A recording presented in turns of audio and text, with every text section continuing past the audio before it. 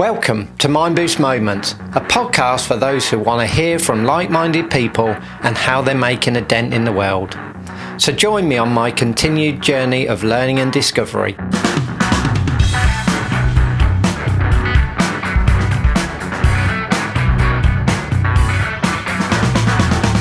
This week we went international again with Mindboost Moments, and I had a mad chat with Lauren Waldman, Learning Pirate.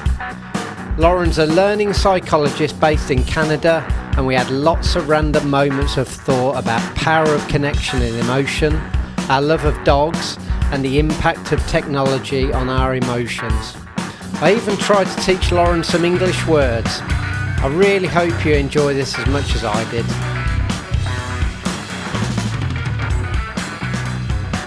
This is Mindboost Moments. Lauren is a learning scientist who sometimes feels like a mad scientist, just going at the throat of Alice above my head, says we're all mad here. Yeah, I like it. Yeah, I mean, that's sort of the professional side, is the learning evangelist, of the one who's trying to really advocate to change the way that things are done for the better and to evolve all of us when it comes to learning and learning about our brains and just us as human beings. And that's sort of the one side of me. And then the other side is go into the forest and hug trees and sit with the moon and the ocean and the waves and disappear from it all. And then there's the city dweller, the one who just, the art gallery wanderer and the dance events and just the thriving in the city. But that sounds like, actually, that's quite a nice, you've explained it as three different personas or people or things, but that feels like it all sort of spins round together and works in harmony to me. Absolutely. And it's just a bit about understanding more about what's going on around you and understanding how people work, I guess. Mm-hmm. I mean, that, if more people tried to do that, and, I think probably the world would be a bit better place if we all tried a little bit of that. Well, it's, I think we have to be conscious, right? We've got to be conscious of how we're going through our day-to-days. And when we are a little bit more conscious, then we're able to observe in the moment more than we're able to see things that we want to see sometimes and not just pass them by. I think it's really poignant, that, isn't it? How do we consciously notice what's going on and stop and think about that rather than just blindly carry on day in, day out? Yeah. For me, the other day I was walking to the office and, there's not many people these days who will make eye contact with you just on the streets. And so I take a concerted effort when somebody makes eye contact with me. I'll give them a little smile. Yeah. And the amount of people who will mirror that back, who just want that little piece of connection. It's such a nicer way to walk through the world than with your head down, looking at your phone or just, powering through to get to the next destination. But that, as you say, that mirroring is powerful. So if everybody sticks a head down, then everyone does it and goes, that's a social norm then, that we just put a head down. Yeah. I'm exactly the same when I'm walking Woody around the village. It feels really weird when somebody just puts a head down and doesn't acknowledge her. Now, granted, that's in a small village, and so you expect to know everyone and see everyone and get that response. In a larger sort of town or city, that might not be the social norm, but it doesn't have to be, does it? It doesn't take a lot to just go, hello, you're right. Yeah. Canadians tend to be pretty friendly. We insert ourselves into each other's conversations just on, on the escalator, it's kind of part of how we are over here. But, there are a lot of people who are just in a hurry to get to where they want to. And sometimes I'm that person too. But when I do have those moments where I can slow it down and just like cruise to the office or cruise to get the coffee or, cruise to the airport, wherever I'm going, just to look up. I spoke to Priyanku from Lego ages ago, actually, and he said that, he was talking to me and he sort of inspired me that actually every time I go on a walk, I want to make sure that you connect with at least one person, you bring a bit of smile to their face on that walk. So, whenever I go round on the walk, I'll always come back home and think, oh, how many people did I smile at, and how many people smiled at me that probably wouldn't have if I wasn't there. So I've made a difference, and that's sort of a measure of success when you're walking around the village, actually.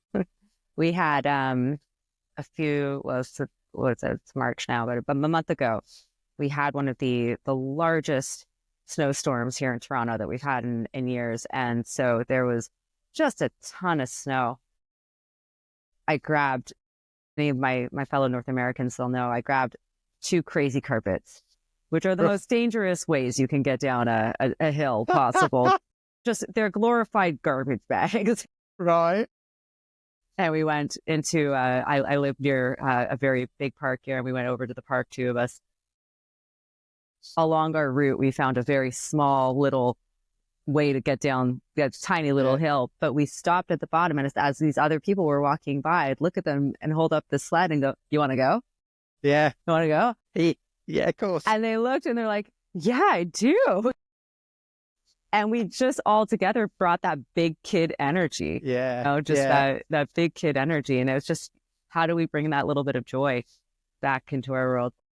You've just reminded me of National Lampoon's Christmas Vacation, where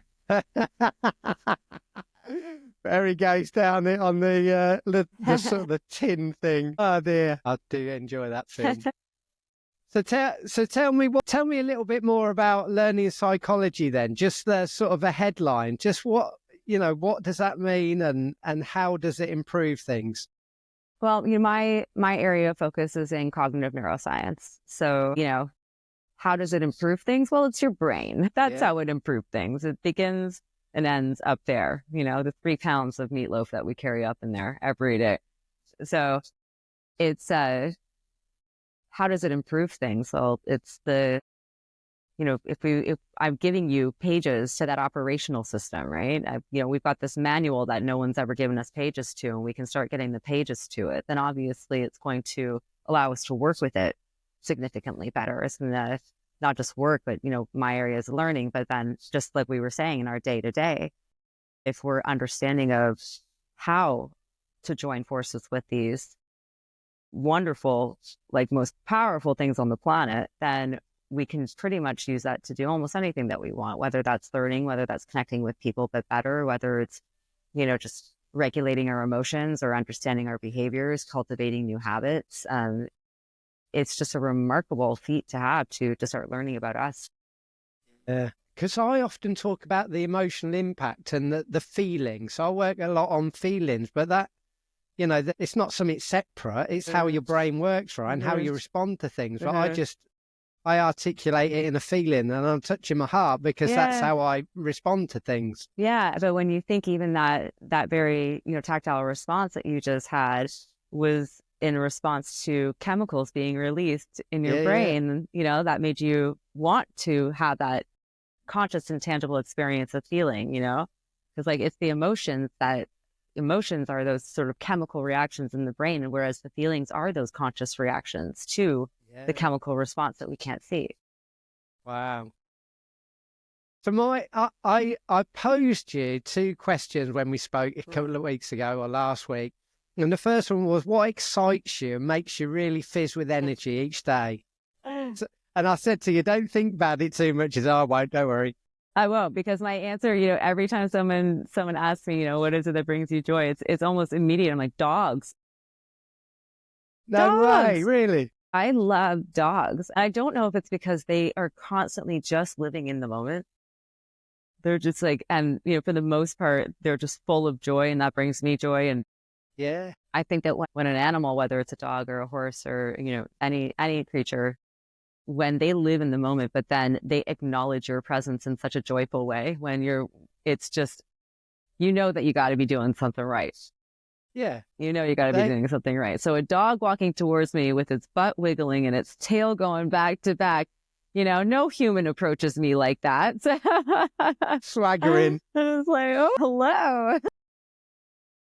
God. So I think little things like that. So it's, joy is found where we seek it. So that's definitely one of the places.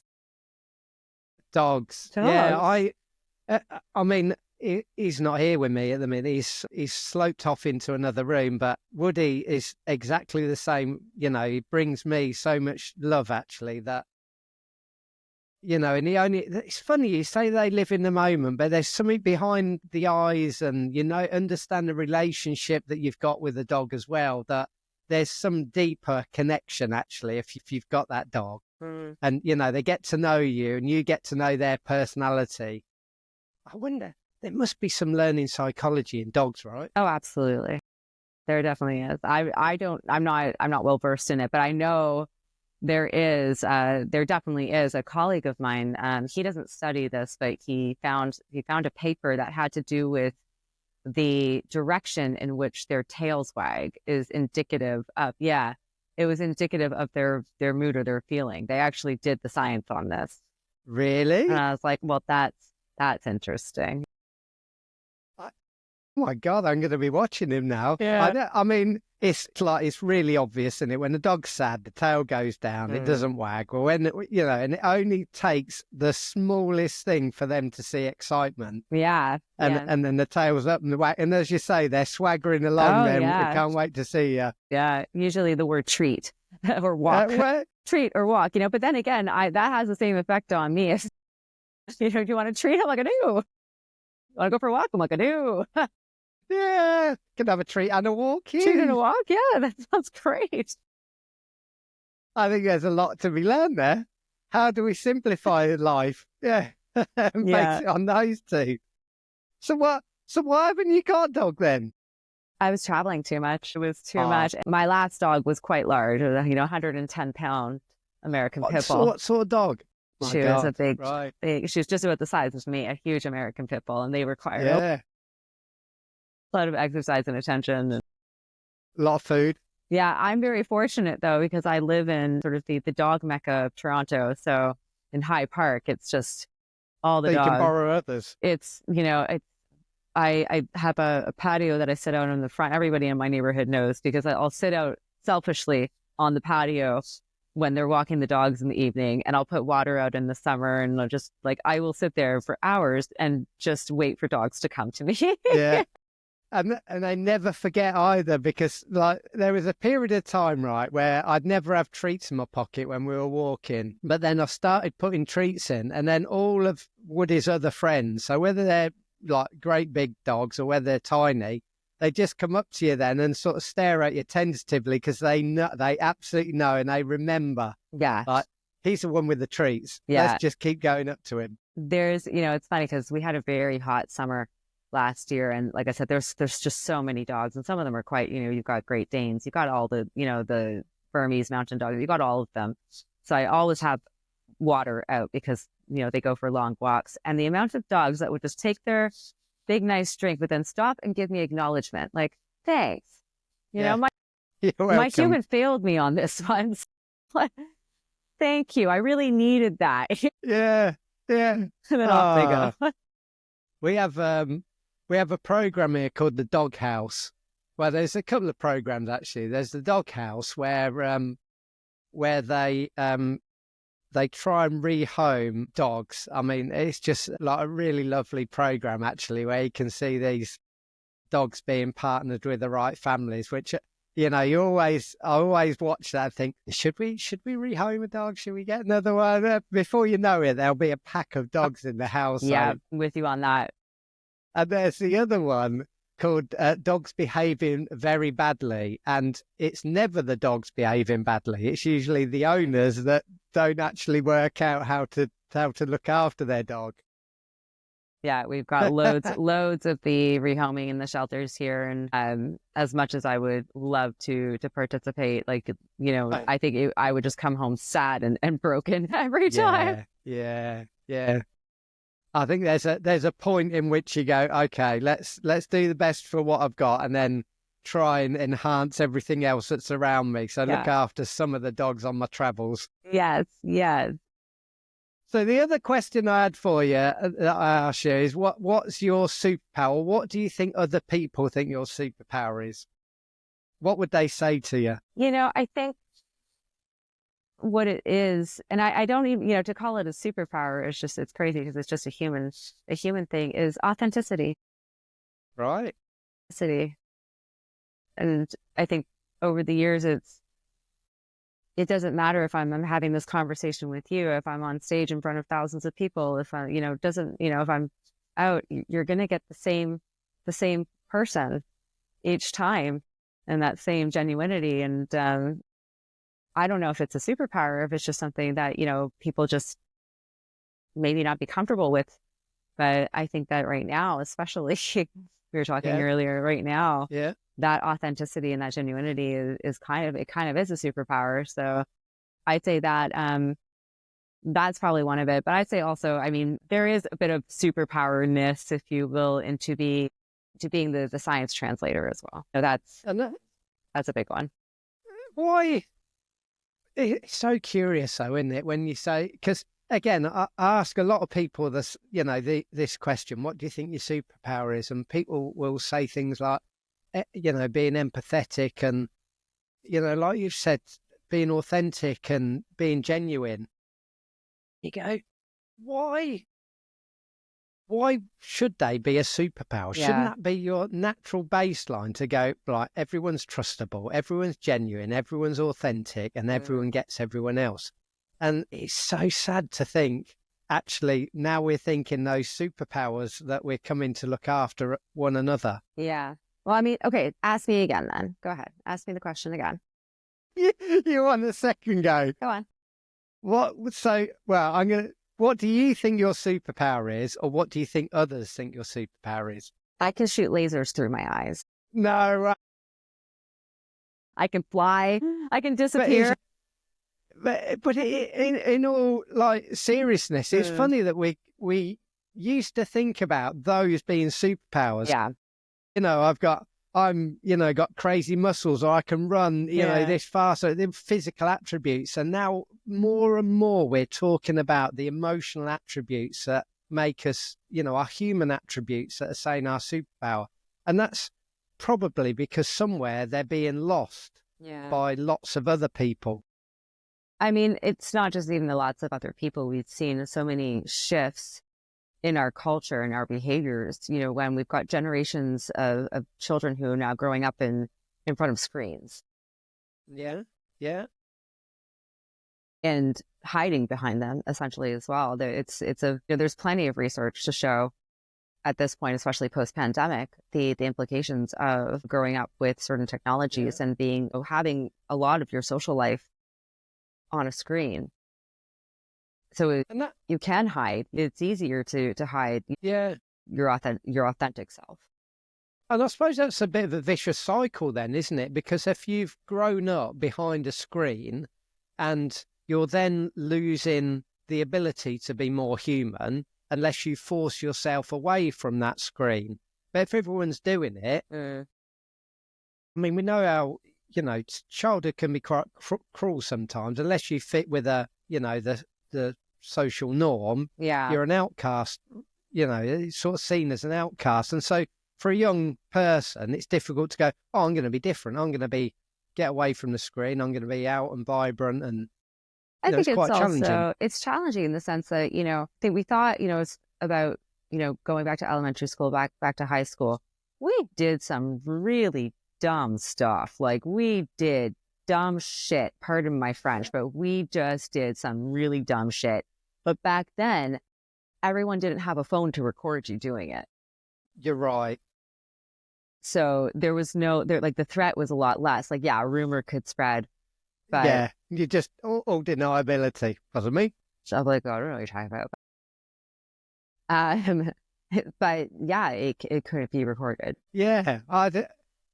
I mean, it's funny. Some of it is so obvious, isn't it? But then when you sort of stop and think, you're right. Everything's captured, and I guess a young mind is not mature enough to go, whatever. That's just part of growing up. It's not that easy to shrug things off, is it? And so you don't want to try things again. Yet the older you get and the more comfortable you get with yourself and the environment, you go, that's okay. I messed up. That's another day.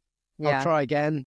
Yeah, but those little brains don't have their executive function, right? So like they're building it and building it and building it. And even as adults, you know, it takes us a long time to sort of like really down regulate that emotional response sometimes so that we can be a little bit more logical and look at it from the lens of logic. And, you know, it takes effort. That does take effort. But, you know, when these have become weapons, you know, essentially it's just like, go ahead, say what you want to say. Go. Yeah. I know you do see that. I mean, it's like a protective thing as well. So people filming are doing it for protection also, as well as trying to, you know, out what people are doing. You know, it's like anything, isn't there? There's a good and a bad use for everything.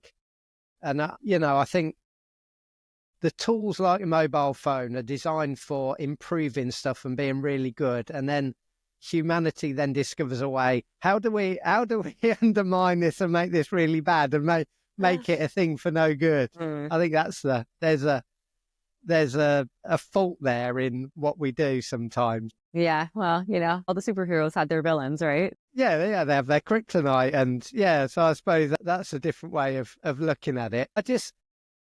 It's really curious, isn't it, that we think all the people, these superpowers, as I say, are these human traits. And if we then, it'd be lovely to speak to someone and you go, what's your superpower? They go, well, I can't fly and I'm just an unremarkable human. I just like other humans. You go, wow, that's the day when we go, okay, we've got some parity across everybody now. I don't know if that's perhaps just in my mind. I mean, over the past few years, I think it's the influence of me watching a little bit more stand-up comedy, but my crowd work on stage has become quite good. And I would, you know, keep joking with everyone. I said that, you know, if the scientist thing doesn't work out, I might have a career in comedy. Comedy? What have you been doing some like comedy, or you just been watching it? I was watching it, but then I was in, you know, when I'm on stage and, you know, I've got audiences of, you know, hundreds, thousands of people. Yeah. It's easier when there's like a smaller audience, but when they're doing things or when I can observe their reactions and pick up on that and like speak to it really quickly, it's just so that's why, you know, a lot of the sessions I do, the keynotes, etc., they have those built-in experiments so that they can get that experience and that sort of, you know, that tangible experience with their own brains. But then I'm up on stage watching the whole thing go down. Play out. And for me to be able to speak to what I'm seeing as well is just, it can get quite comedic. What is that? So then the next iteration of Lauren then is a stand-up comic. Could be. You're in the, Could be. Watch this space. It would definitely. I think, you know, one of my colleagues, he's cognitive neuroscientist, but he has done stand-up comedy in the clubs, but he uses the science. Like he talks about science, but he's doing it in these really funny stories and these like little bits. So he's a comedy geek as well. Yeah, it was great. So I'd say I'd probably do the same. I would probably do the same. Yeah, why not? Yeah. I'm not sure. Like, you got to be careful about a poster that would say that. Come and watch a comedy geek, but that would get my attention. Well, I was going to say it'd be a niche market, but actually, if you branded it something different, then you got that, you'd probably have a right giggle, wouldn't you? Yeah, absolutely. Do you know what I was also mindful of when I sent you an email that said "watcher" and you went, "Who's this for?" That's my colloquial term, and I was like, "Oh, has that not landed well?" I just didn't know. I'm like, maybe that's a very unique name from a different country I haven't heard before. Have you sent this to the wrong person? Yeah, I did say that to someone actually recently and went, "What?" I said, "What? Watcher? Hello, how are you, Watcher?" No, never heard of that. No, that's unique. Well, there you go then. There's a new term for you. You'll have to try it on some of your fellow Canadians. They might go, "What no, is it won't she work. on?" Yeah, it won't work. Hey, do you know, I love this little catch-up. That's been so fab. Likewise. Well, little bit. This is our joy, right? We brought joy. Right. And that's all I think of is how many smiles can we bring to someone's face, even if it's in 30 minutes? We're doing all right. Well, I hope people will share with us if we've entertained them in the last 30 minutes. No doubt, no doubt. If people want to connect with you or find out a little bit more about what you do, what's the best way to do that? The comedian in me just went, no.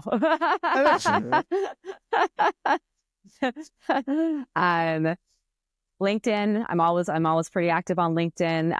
Yeah. If you want to see what's going on as far as the work goes, and Learning Pirate, that's the site where you can check out the crazy work that I get into with the sciences and the brains and the learning designs. And is that learningpirate.com? Learningpirate.com. And LinkedIn, you can find me by name or by Learning Pirate. And yeah, pretty sure if you just Google Learning Pirate, a bunch of me will show up. Yes. Enjoy. I was just thinking this might have been a first for the podcast when I say, how can people get hold of you? And you'd go, no, you're all right. Let's just leave it there. Well, we'll see. People might go, yeah, I'm into guys. I welcome it, of course. Good stuff. Hey, I'm gonna. So thank you so much for joining me. It's been a delight, really. This has been Mindboost Moments. If you enjoyed this conversation and want to hear more, subscribe wherever you get your podcast from. And if you want to learn how Mindboost can really add feeling and emotion to learning experiences within your business, check out our website at mindboostlearning.com.